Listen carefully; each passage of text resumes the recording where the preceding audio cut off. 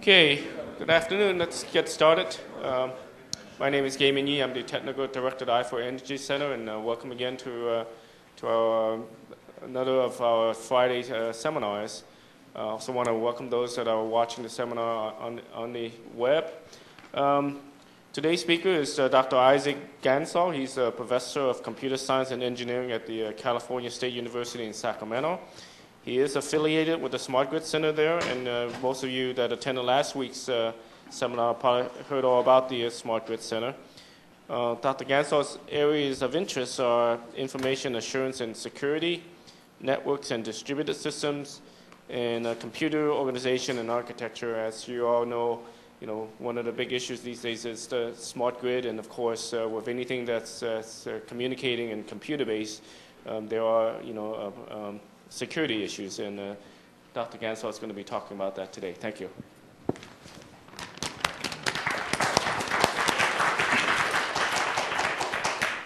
Thank you, Gaimon.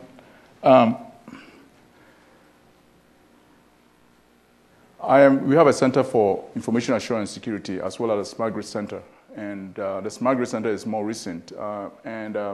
I run the Center for Information Assurance and Security, and we are a center of academic excellence in information assurance and security.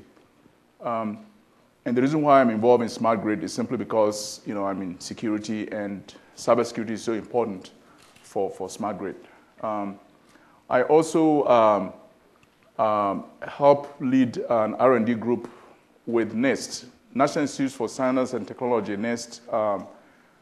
Which I will talk about very soon.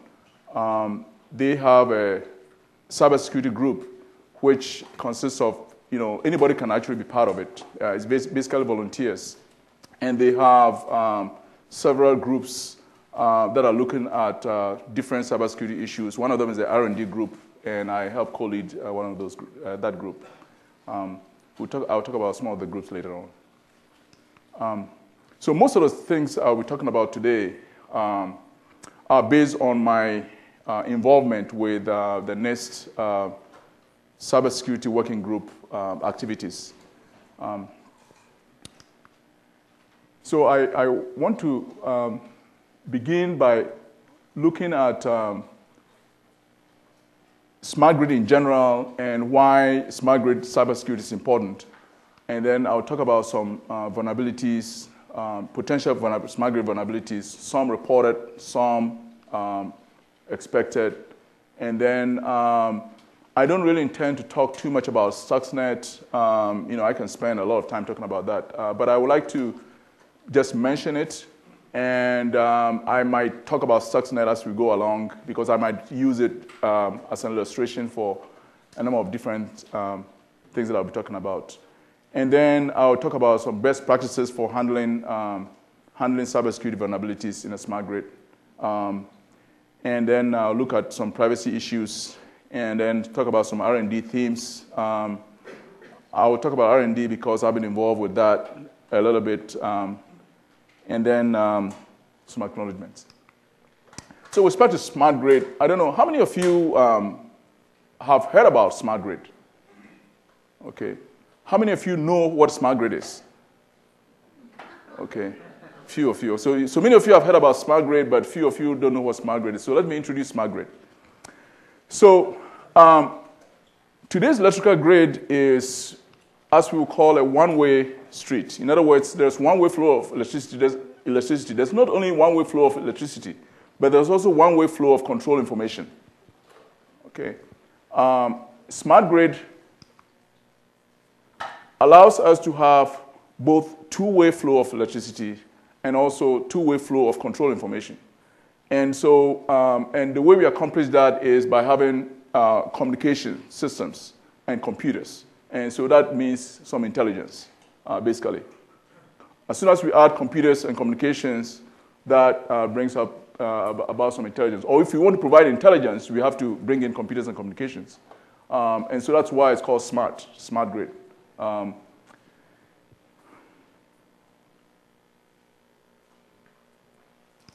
Now, what is the reason for it? Why do we really want to have a smart grid?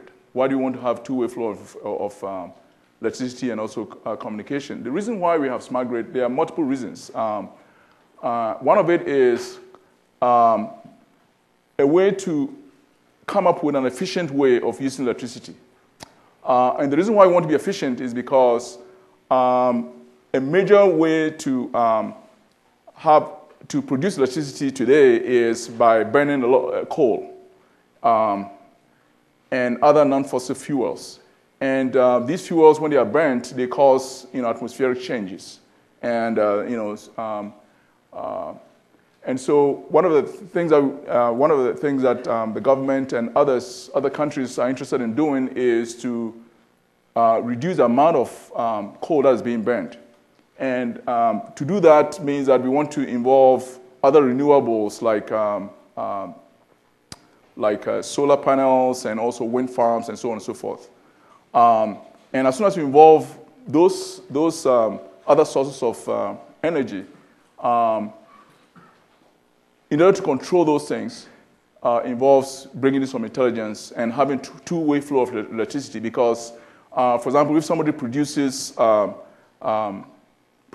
some energy from wind farms or from solar panels, they can supply it to the grid or can supply it to others. So flow of electricity can go the other way. Another reason for it is energy security. Again, the fact that if we use more renewables, then we don't have to depend on not only coal, but also other sources of energy from other countries. The United States is almost always involved in wherever there is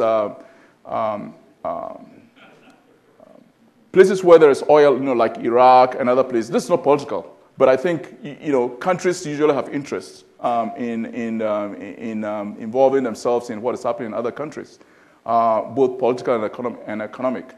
And so in order to prevent the United States, or to make it difficult for the United States to get involved in some of these issues, it's better to stay away from oil and other sources of energy that you have to import and get from other places. So by having other sources of energy, it makes it easy to do that. And then so one of the plans is to shift from oil, for example, to electric transportation, which means that in order to have electric transportation, that means that we have to charge vehicles, and we have to charge it from energy resources. We can also use the vehicles to produce energy, provide energy when as needed.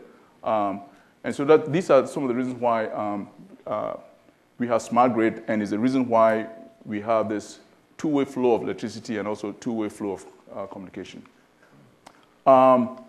Smart grid will evolve through almost everything that you see down here. I don't want to go through all of these. I have other topics that I would like to discuss. But one thing that some of you might know or might not know is that California, for example, has a mandate to have renewables. I believe it's 33% renewables required by the various utilities by the year 2020. It might probably even be earlier than that. This one is for the United States, but in the case of California, I think it's earlier than that. I don't remember the date, but I believe that it's probably 2015 or something like that. I'm not sure. I mentioned plug-in electric vehicles. Plug-in electric vehicles could be one way in which we could provide distributed storage. Another aspect of smart grid is to provide near real-time usage data. And the reason why we need that is because in order to allow customers to determine how efficiently they want to use electricity, what the utilities will do is that they will try to have different prices for electricity usage at different times of the day, and which means that they will provide the customers with options, and the customers will have to respond to those options, and that means that's another way of providing a two-way flow of control to accomplish that. in order to do that, we need some smart meters to help with that. It's not just smart meters. We're actually going to need more than just smart meters to provide that kind of information. Some of this information could be provided in a real time, in an autonomous way. Some of it could be provided where there's a human being involved to make that decision. And I want to emphasize the last bullet, which says that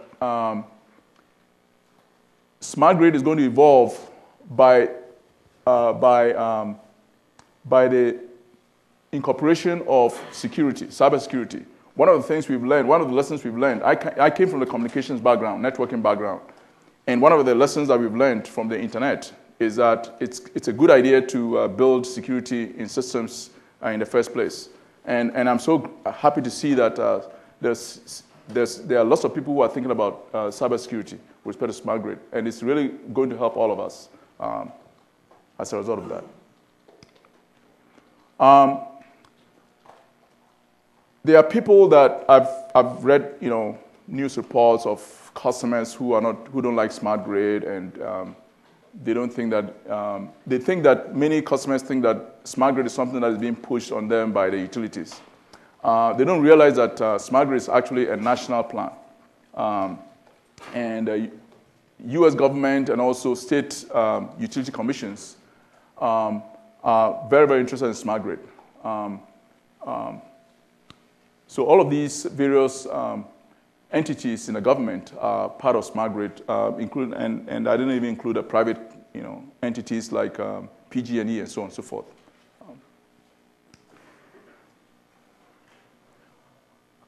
As I mentioned earlier, smart grid is a national plan, and it came out of Congress. 2007, they came up with what is called the Energy Independent and Security Act.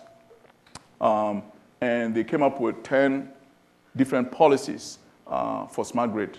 It includes most of the things that I've mentioned. Notice cybersecurity is here, efficient use of electricity, and demand response. Demand response is the two-way, how to allow, how utilities provide options to customers, and the customers pick some of the options. We need some kind of demand response systems to accomplish that. Another aspect of smart grid is integration of smart appliances. There are some privacy issues associated with this, which I will talk about later on.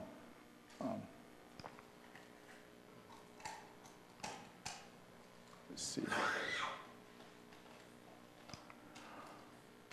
Now, one of the plans that the Congress had when they came up with Energy Independence Act was to have NIST be the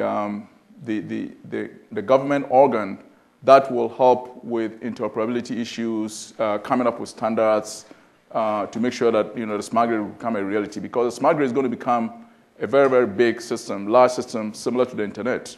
And the reason why internet works so nicely is because of standards. And for smart grid to operate seamlessly, we need to have standards as well. So, these people thought about this ahead of time. And so NIST's job is to work with industry stakeholders, other people who are interested in this, in smart grid, to come up with standards. And that's how I got involved in smart grid in the first place, being involved in some of the standard bodies. So a lot of work, NIST is doing a lot of work in terms of not necessarily doing the job of implementing smart grid products, but rather coming up with groups of people to discuss some of these issues. So you'll see NIST mentioned several times in my talk today.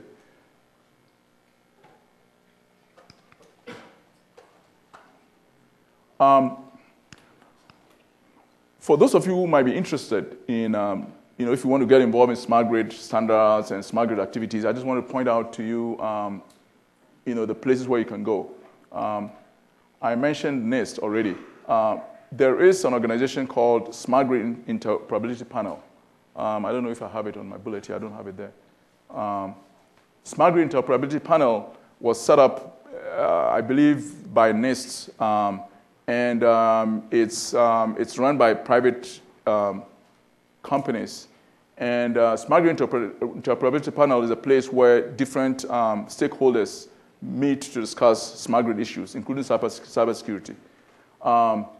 And one of the things that they've done is they come up with a framework, general framework. They also have identified some key standards from various organizations which they could look at to come up with smart grid standards. And then they also identify 17 priority action plans.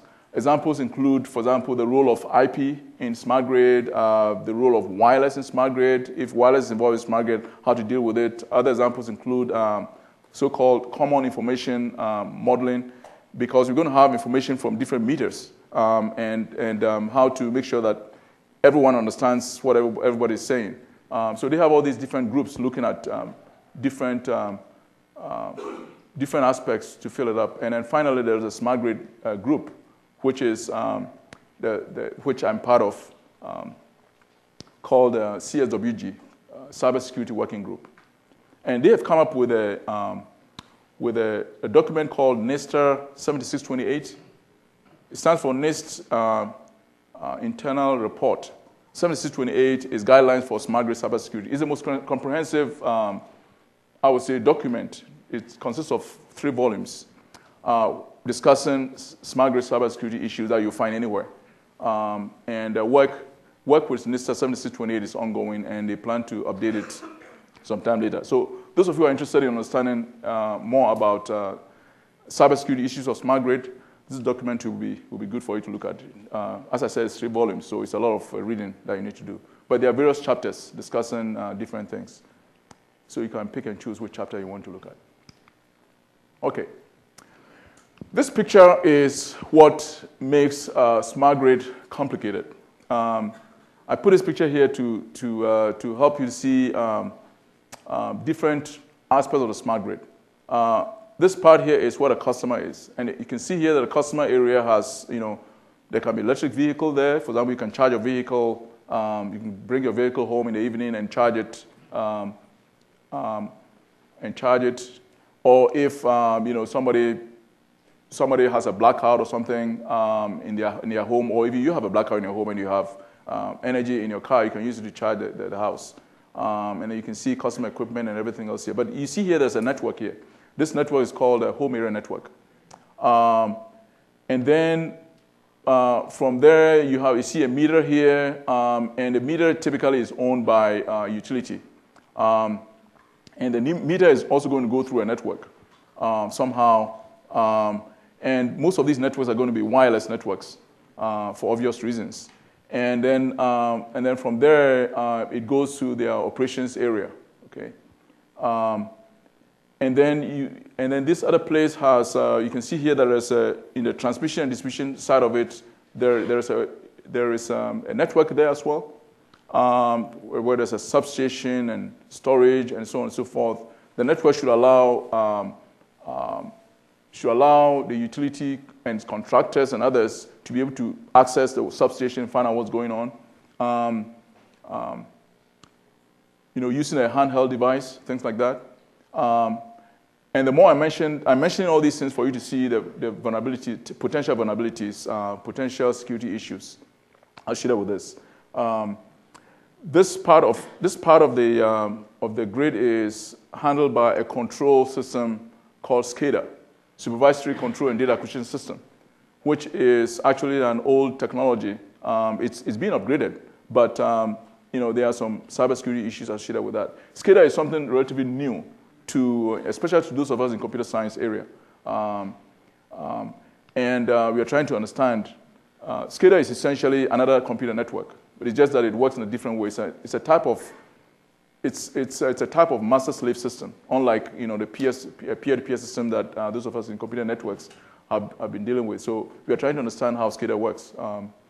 And then there's another part of it dealing with markets. The market part is, in the case of California, we have what is called Independent Service Operators, or ISO. They deal with bridging the gap between the utilities, such as PG&E and others, and the generating companies. And they also come up specify prices at which the various utilities have to buy electricity. And so you can see here, here's a huge network. Part of it is internet, part of it is a private network, part of it is at a home, and you have a meter at a home, and since the meter is at a home, at the premises, somebody can actually, whoever lives in that house can actually take the meter, pull it out, and do a reverse engineering and things like that. So there are a number of vulnerabilities, and then we'll talk about more details about how to handle some of these things later.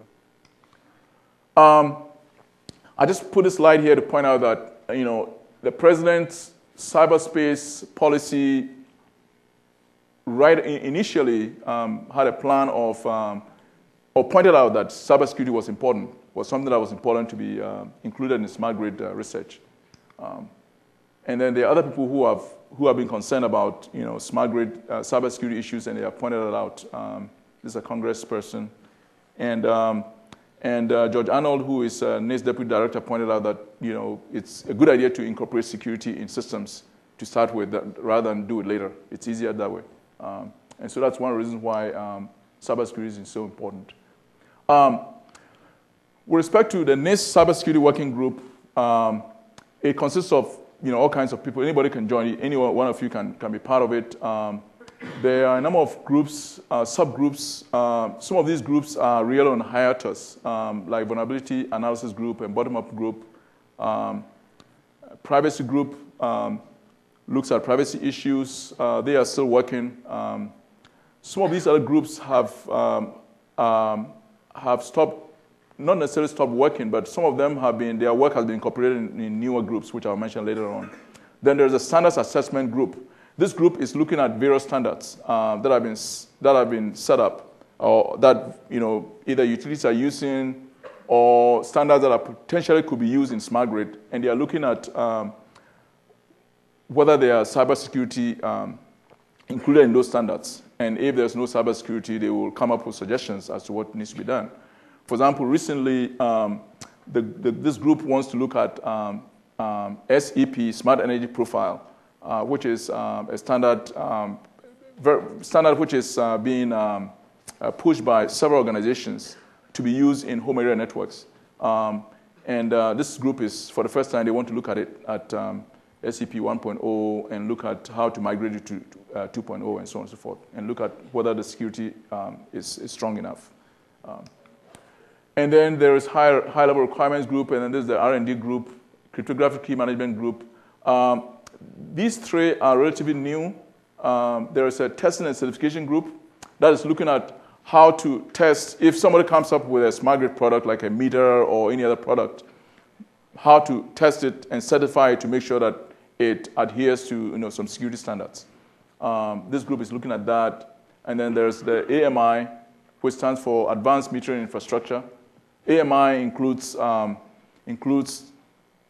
the meter and also includes the network that connects the meter to so-called head-end and also meter data management system, which is handled by the various utilities.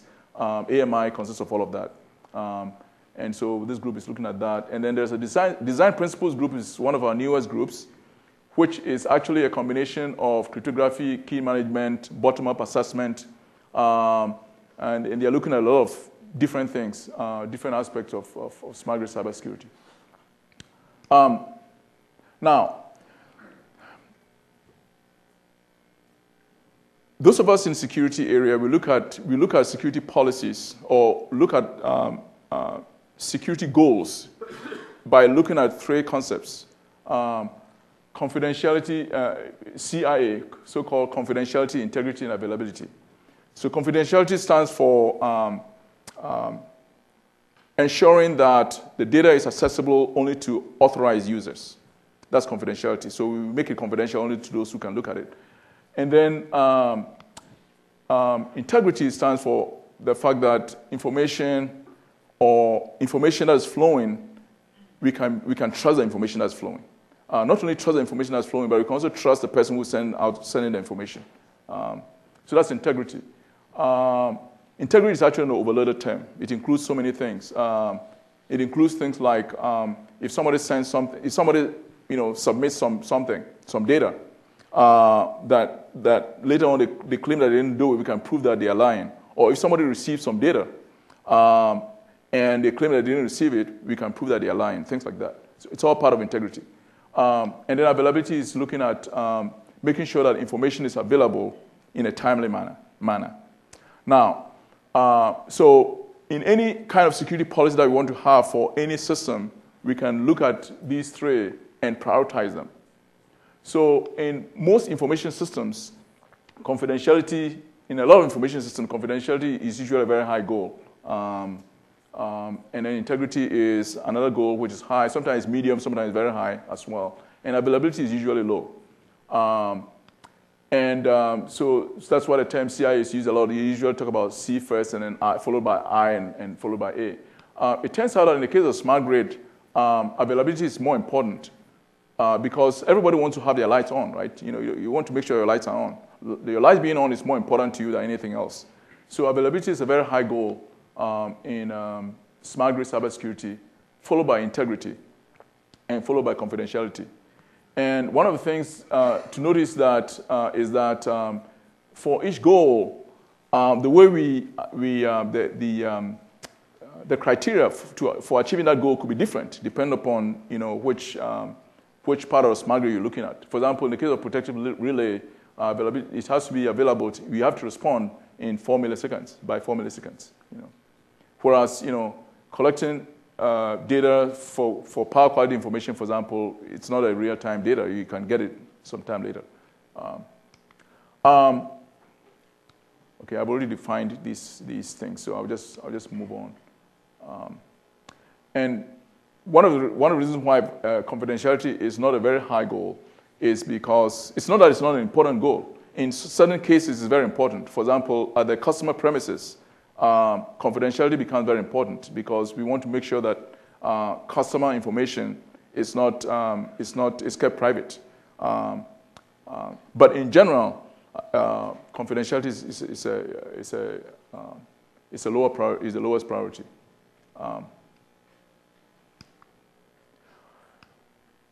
I mentioned NIST earlier about the group that's looking at cybersecurity issues for smart grid, but there's also EPRI. EPRI is Electrical Power Research Institute. It's a consortium of, it's actually a company, but they get their funding from various utilities to look at research in smart grid. So they are also very involved in smart grid. They have lots of labs and others that are looking at smart grid issues.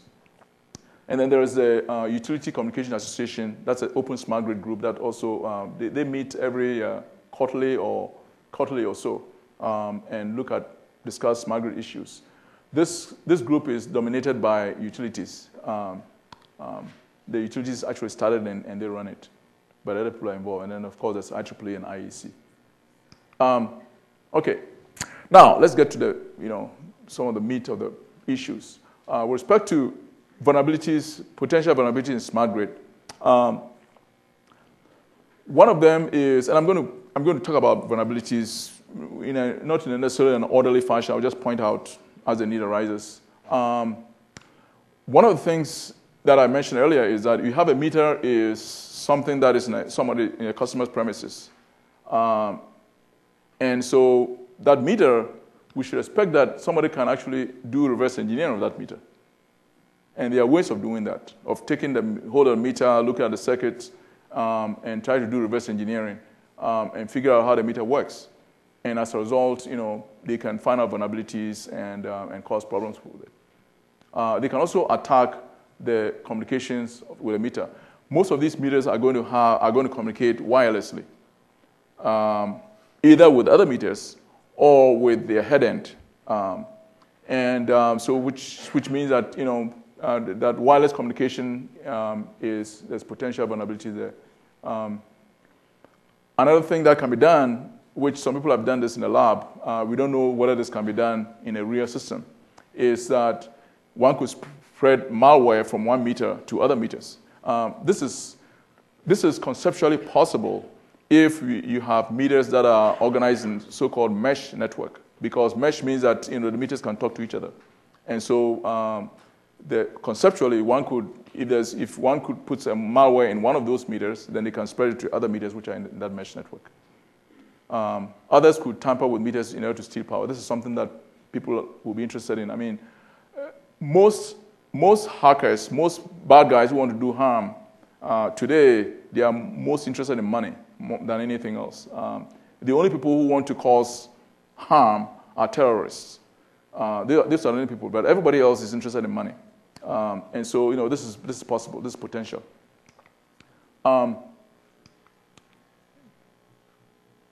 These are statements that people have suggested that somebody can, come up with a set of meters and they can actually use them to shut them off, or even cause them to send some information to cause denial of service attack and things like that.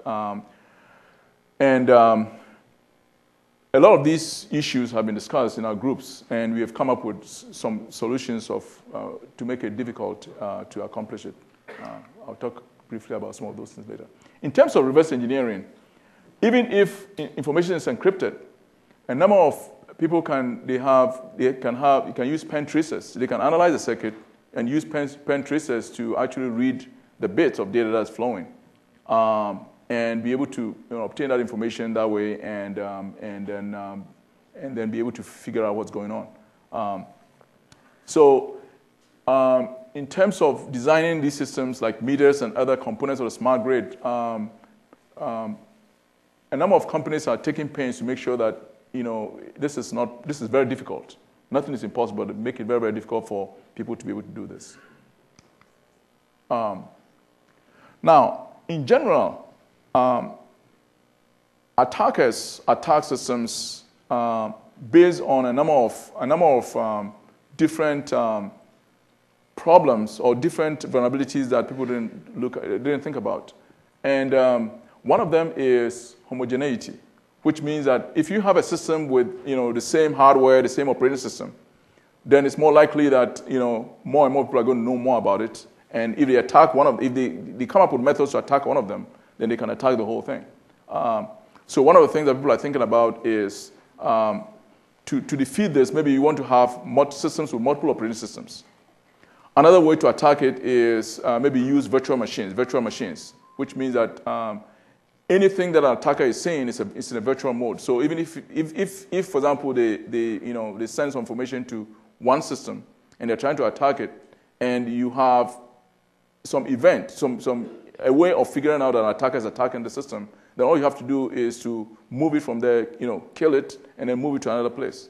And then the attacker won't be able to get it anymore. This so-called hide and seek method is one of the ways to people are thinking of solving this problem. Bugginess is a straightforward thing. Most people know about it. Unconfirmed code is one way in which a lot of vulnerabilities are exploited. And this one is, you might probably look at this and gloss over it. But this is a very, very common method that is used today. And this method will work even if you have all the technology in place. And the reason why this method works is because you have human beings involved. A human being is the one who's going to have a CD or floppy disk or a USB device. That's one of the ways that Stuxnet, for example, spread. That's one of the ways in which they think that it initially spread. Because the systems the control systems that control nuclear power or electricity web station and so on and so forth, those systems are closed systems. They are not connected to the internet. So the way in which you can get to them is, but they are closed systems, but they are still networked. Okay, so the way to get to them is basically infiltrate them by getting somebody to get a USB drive or some other system and connecting to it, and then that's how it spreads. And that's how Stuxnet, for example, spread. So this one is very, very important.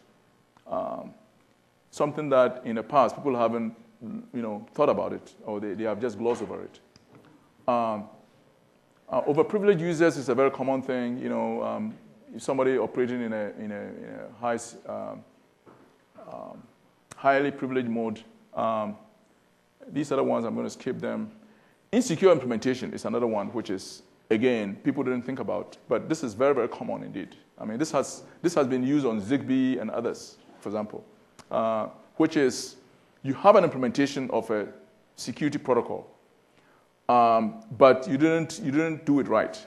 You didn't implement it right. The protocol itself is good, but the way you implemented it is not right. So, for example, if you have a security protocol and there are keys involved, encryption keys, for example, involved, and if you don't put the keys at the right place, then you can get in trouble. Because if the key is on a disk, for example, that's bad news. If the key is in memory, it's better. But even there, you don't want to keep the key at a place where everybody knows.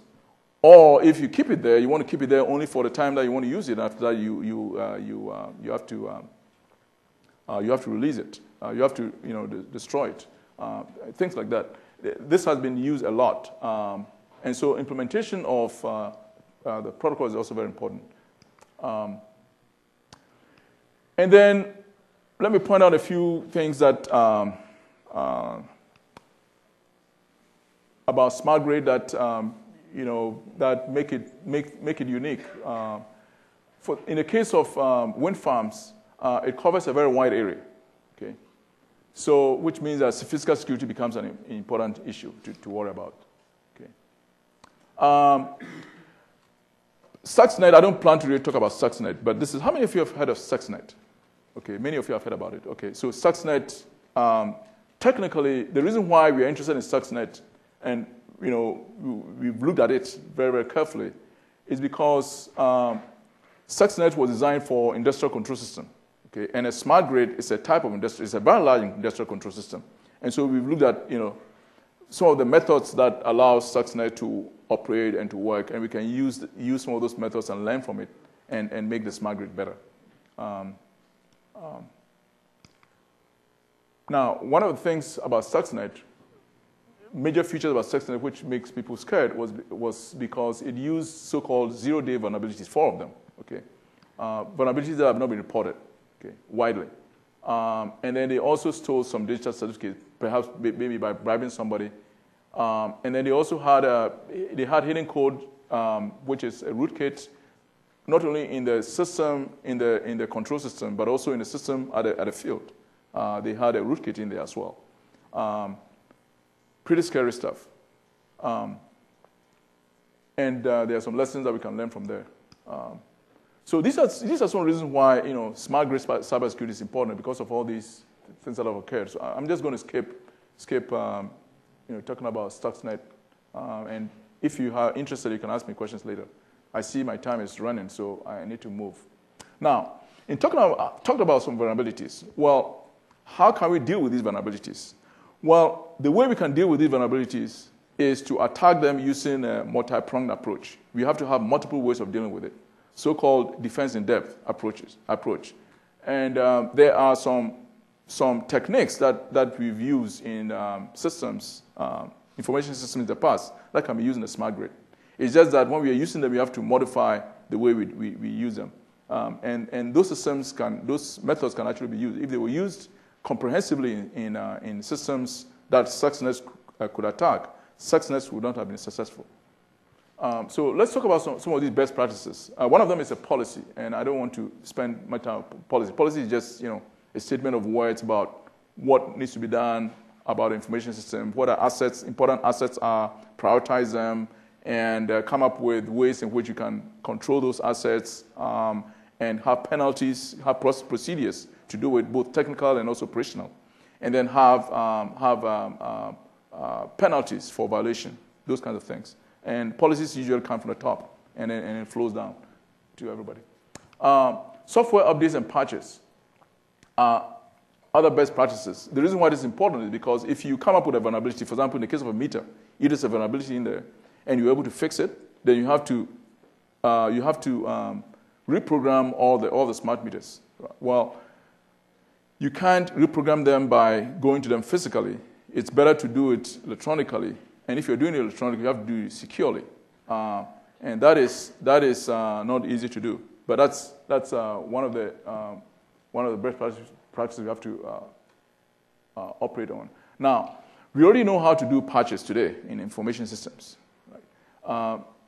In some cases, it's done automatically. In some cases, a human being is involved. In fact, in many cases, a human being is involved. For example, in my laptop, like on Tuesdays and things, some Tuesdays, I'll be teaching in a class, And then, there were pop-up saying, hey, I want to turn off your system because I just updated it. And I would just say no, And now, in the case of a smart meter, it's not attended by a human being. So the system itself will have to accept that. Will have to verify that, this data is coming from the right source, and then it will load it in and things like that. And also make sure that this data not only is from the right source, but also it's not malware. Okay. So that's a difficult problem. Physical security is straightforward. I'm going to skip data classification and retention. Employee awareness and training is very, very important because these days, if you look at the way hackers operate today, many times the way they succeed is they send some email to people. And the email is framed in such a way that you will click on something. Trust me, they are so smart that if they've done their work well, sometimes they'll give you an email that you will click on. Because, for example, they will figure out, they find out, for example, what time you have a meeting and what a meeting is all about, and then find out the date and the time and everything. And this is usually this kind of information is on a public place. For example, this conference, this meeting was publicized on the web. Somebody can actually go over there, look at all the stuff, and send me an email to tell me that here's an attachment about some new plans about the meeting. Maybe the date has changed or something, and then it will sign it with Yvette. Yvette, she's not here, but she's the one who I communicated with, and she'll sign a name, and I'll click it. And as soon as I click it, I'm in trouble. So this part is very important. Okay, incident response is another one area that we need to do. But again, in the case of smart grid, it's a research problem. How do you see the smart grid consists of not just computers, but it also consists of communication systems. It also consists of power, electrical systems, and other physical systems. And how do you deal with incident response in that kind of situation? Because you can't just look at the cyber part of it and say everything is fine. You also have to look at the physical part of it. Let me give you an example. In electricity substations, in electrical substations, sometimes they have they install some kind of wireless mesh network, right, at various places, so that if an intruder is coming in, they will be able to find out because they have sensors which can sense to see if an intruder is coming in, right? And then if they're able to sense that the intruder is coming in, and then it alerts, maybe a law enforcement person or somebody to come and find out what's going on and maybe arrest a person. Well, so there's a cyber part of it, right? The wireless mesh network, and then there's the physical part of it, which is the actual, entry into the substation. So one of the things a bad guy could do is that the first thing they want to do is that they want to try to, hack into the wireless mesh network. And once they hack into that wireless mesh network, then they will disable it to the point where, if they're able to enter it, it doesn't send a signal alerting anybody to do anything. So this is where, there's a physical and there's also a cyber part of it. And how to do incident response is it's very tricky. And then if you also add electric vehicles to it, in the case of smart grid, add electric vehicles to it and others. This is a big topic that we're looking at right now. And then the issue of supply chain management is also very important for the smart grid, because the smart grid consists of components made by different companies, and some of these companies are not even in the United States. Okay, and how do you make sure that all these components not only work properly but also securely, such that you don't have any malware in any one of them that can fool another one? So that's a problem. The last bullet I'm going to skip is straightforward. Okay, so these are best practices that we can apply, but we just have to modify them for smart grid. And then there's also, in terms of designing systems from the ground up, there are some design life cycles, methods that can be used to do that, to incorporating security in every aspect of system, initiation to development, to implementation, to operational, to even disposal, including security in all of those aspects are very important. Let me pick one that is not very obvious. For example, disposal. Disposal is where you don't need a system anymore. So you're trying to throw it away. Well, the point here is that you have to think about security when you're throwing something away. Because you might be throwing away, if you have a computer, you have a hard drive with a hard drive in it, you might be throwing away your private stuff, maybe your tax returns and all these other things, So you have to incorporate security in that. Or if you're a company, you may be, giving out free some intellectual property and other information.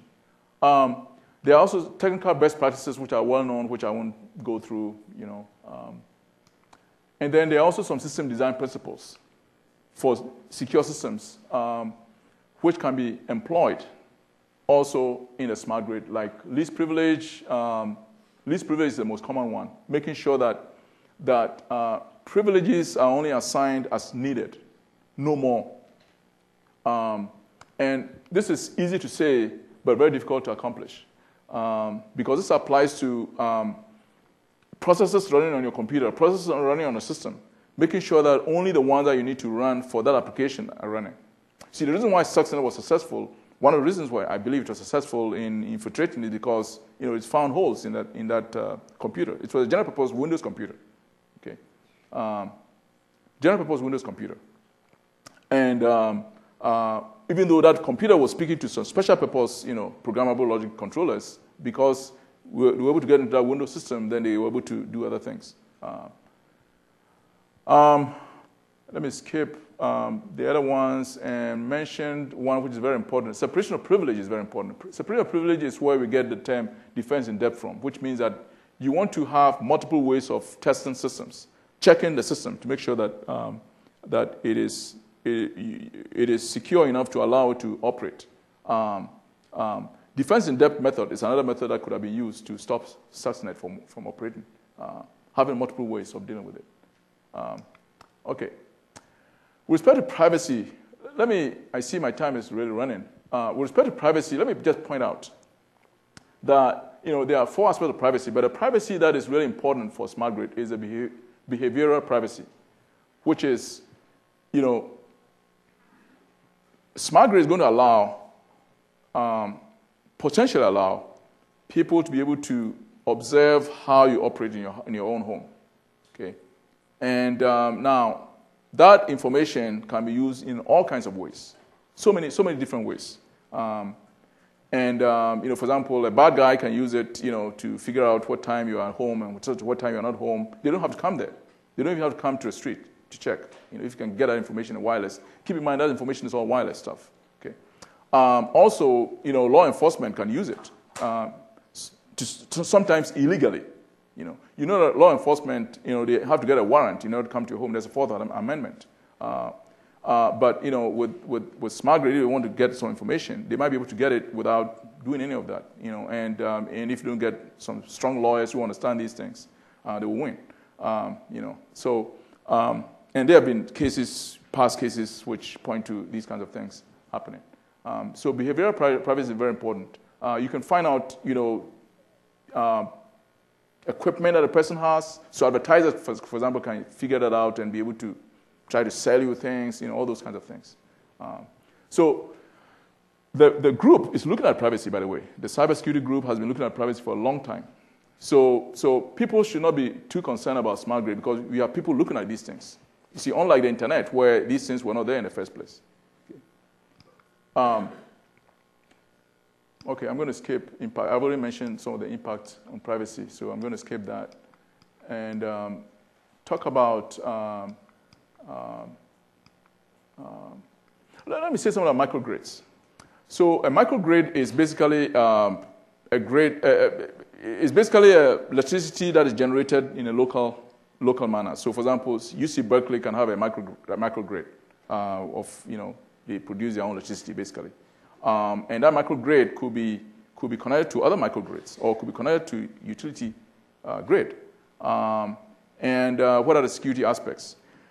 Typically what happens is that if people have their own thing, it's closed, so they don't think about security. And when what happens as soon as you connect it to some public thing, then you get in trouble because then now you have some public people coming in. It's very similar to the internet, the way it operates. You can have your own private network. And you are secure. As soon as you connect to the internet, you get in trouble because now people can get in. So the idea of microgrid is a great idea, but incorporating security in it is a very, very important, even though you might think that it's not, you don't need it at the beginning. Okay, let me talk about some, some of you are researchers and others. And so, I was giving a talk on campus, and some of my colleagues asked me, well, what are the distinguishing features of smart grid which makes it difficult as a scientific, to solve scientific problems? What are some big things about smart grid, unique things? The first thing is scale. It is very big because this is electricity, which everybody, every place has electricity, and it's all part of a smart grid. So it consists of millions and millions and millions of devices. We don't have anything like that in any other environment. And then privacy, behavioral privacy, is another distinguishing feature of a smart grid, which we currently don't have. And then the other point about smart grid, which makes it potentially, this one doesn't necessarily apply only to smart grid, but we need to point that out. Somebody can die. For example, if a bad guy is able to turn off, your electricity, and you need electricity in order to live. Maybe the temperature is too high or something, and you need to have a conditioner on, or somebody needs electricity they need some machine that is helping them to breathe or something like that, and somebody turns it off, they can die. So that makes it a critical thing. Another thing about makes smart grid very, very important is because electricity is used by other important infrastructures, like health and banks and everybody else. So it makes it, and even telecommunications depends upon it. And doing a key management, for example, in this kind of, we know that doing key management in this kind of environment is very difficult problem, especially when you're talking about systems that are unattended, and also you have systems that are like sensors that don't have a lot of electricity. And then other cross-domain issues. Okay, do I need to quit? We'll probably should end so that we can have some time. Okay. For questions. Okay, all right. So I'm going to end real quick, and then another issue about smart grid, and it makes it a difficult problem, is the amount of data collected. Potentially every 15 minutes, there's collection from some meters. And think about all the meters. Right? Every home has a meter, and there's all this data.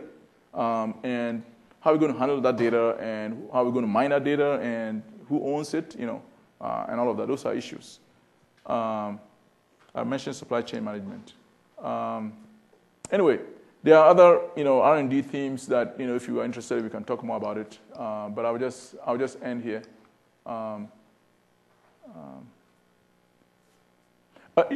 Some other issues about, that I haven't mentioned, plug-in electric vehicles. How do you handle, they're going to be mobile, essential devices, mobile energy, and they're going all over the place, and they'll be charging at different places, and they can cause, you can have a group of people who can, can cause, for example, all the UC Berkeley students, if they want to cause a mess, they can do that. Everybody has an electric vehicle, and they all plan secretly that, okay, we're all going to charge our cars at such and such a place, such and such a time or something, and they can plan in such a way they can bring the whole, part of the grid down, things like that. So those are issues. And then there are some other privacy issues too associated with it. Anyway, I think I'm going to end here and see if anybody has a question. Okay, great. Thank you very much. Thank you. We'll open the floor for questions. Yes, sir. Just 1 second. Let me hand you the microphone.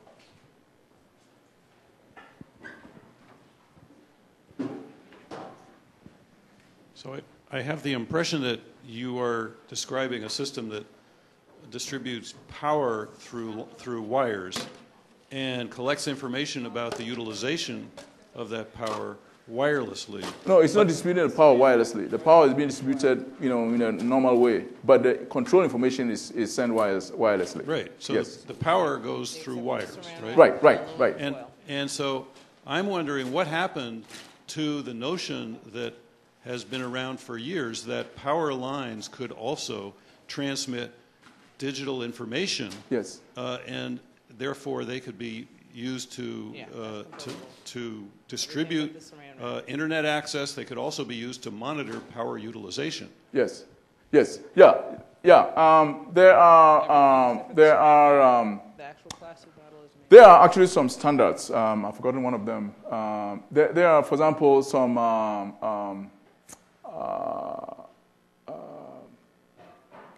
people who are looking at that. I think the problem has something to do with bandwidth and noise and other things like that, because the power lines are designed just for power.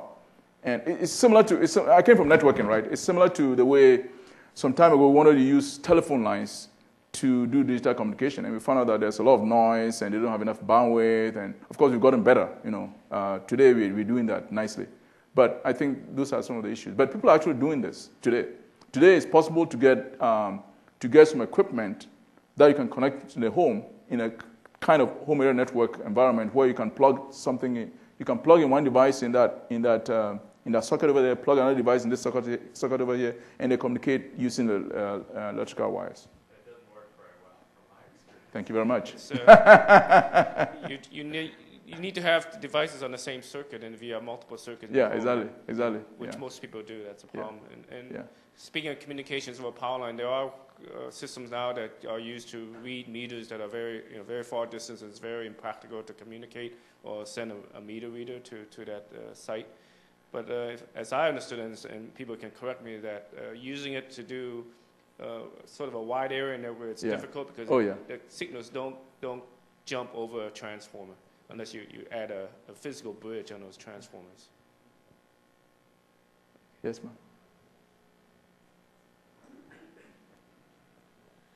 I understand that security is very important for smart grid. Yeah.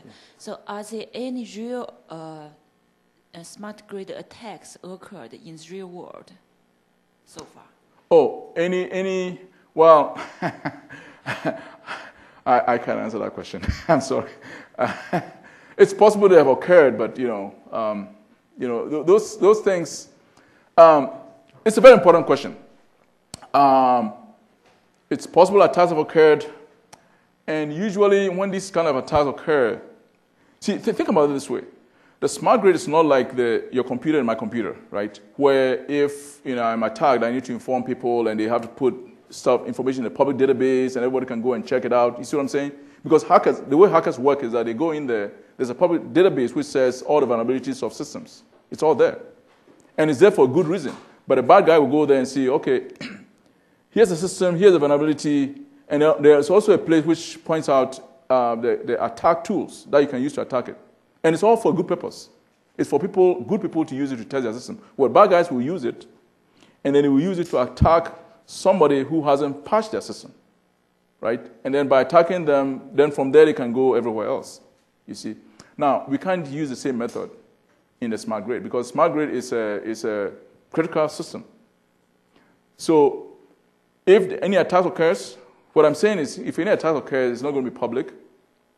It's still going to be semi-public, but it's going to be it has to be controlled access. So only people who need to know will go and check those things, like utility people and other people who need to know will go and check, find out that information, and they're going to fix it. So in terms of what attacks have occurred, I really can't answer that. It's possible they have occurred, but it's all kept somewhere and it's going to be fixed. Doesn't that just mean that you have the wrong protocol for dealing with it? No, it's not a wrong protocol. See, it's not a wrong protocol. You can't tell the public because then bad guys are going to use it. Okay, so but you can have it. You can still put it public, but it has to be semi-public.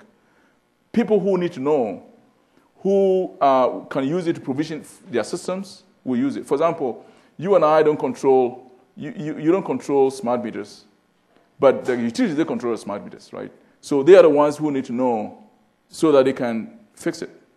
You see what I'm saying? But if you put it in the public, out in the public, if you put it out in the public, understand that not only Americans are going to be looking at it, but also people from other countries are going to look at it. And so you only have to use a need-to-know basis to do that. But you could make the same argument to some degree with the personal computer. Personal computers are a different story because personal computers are not critical infrastructure. They are not, you're not going to die, just because somebody hacked into your system, for example, into your computer system. It's not likely. I mean, it can happen, but it's not likely, things like that. Plus, I can go on and on and on. Give you other examples. I have a question. So, sure.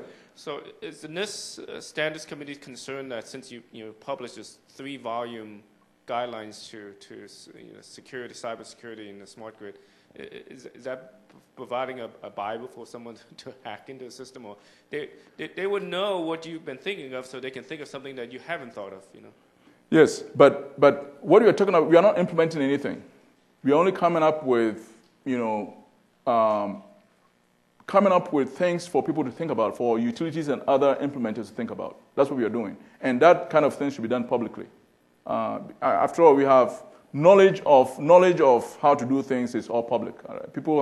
People can find out how to build bombs, for example. It's all on the internet, that kind of thing. So no, we are providing its guidelines in thinking about cybersecurity issues. So if you are an implementer, if you are a developer, or any of those people, then think about these things when you are building your system. That's what the guidelines are all about. And hopefully they're thinking beyond those guidelines. Oh, certainly, certainly. It's these guidelines are, it's not we are finding ways to upgrade it. These groups are still meeting today. Okay. Yeah. Okay, are there no more questions? Okay, great. Thank you very much, Isaac. Thank you very much.